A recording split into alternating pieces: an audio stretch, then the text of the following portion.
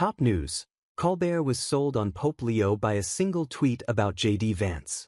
Pope Leo's posts on X have captured the attention of commentators, including the Late Show host.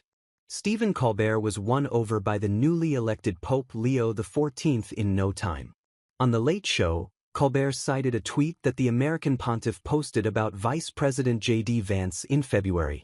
Cardinal Robert Prevost, as he was then known, was responding to comments made by Vance, a Catholic convert, in which Vance cited a Christian concept to defend Trump's America First agenda. J.D. Vance is wrong, Prevost wrote. Jesus doesn't ask us to rank our love for others.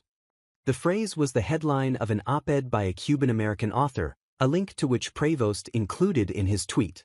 On the Late Show Thursday night, Colbert mentioned the post while discussing the new pope's election.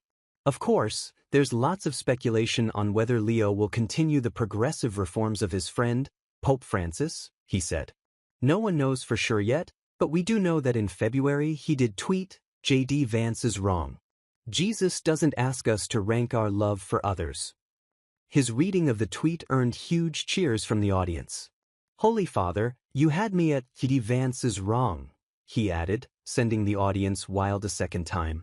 The op-ed in Prevost's tweet addressed comments Vance made in January during a Fox News interview. The vice president invoked what he called a very Christian concept. You love your family, and then you love your neighbor, and then you love your community, and then you love your fellow citizens in your own country, and then after that, you can focus and prioritize the rest of the world, Vance said. Vance later identified the idea as Ordo Amoris, while being criticized for his apparent misunderstanding of the Gospels.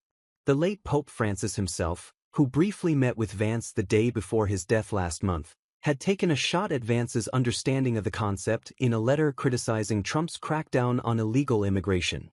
Pope Leo has already provided plenty of fodder for primetime hosts and MAGA critics alike, with analysts poring over his social media posts for insight into his beliefs.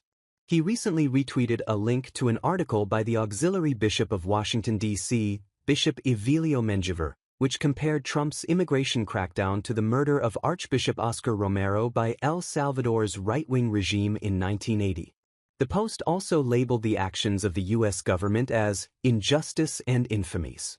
The tweet, by Catholic commentator Rocco Pomo, accused Trump and El Salvador's President Nayib Bukele of laughing at the case of Kilmar Abrego Garcia, a man whom the Trump administration admits it erroneously deported.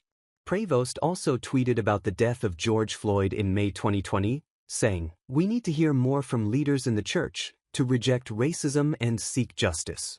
In 2017, he retweeted the anti-death penalty nun Sister Helen Prejean. Her post said, "I stand with the #Dreamers and all people who are working toward an immigration system that is fair, just, and moral." Colbert, who is also a Catholic, invoked his faith when responding to an AI-generated image Trump posted online over the weekend depicting himself as the Pope. As a Catholic, Colbert said, "Let me just say, in the words of St. Peter, go f*** yourself.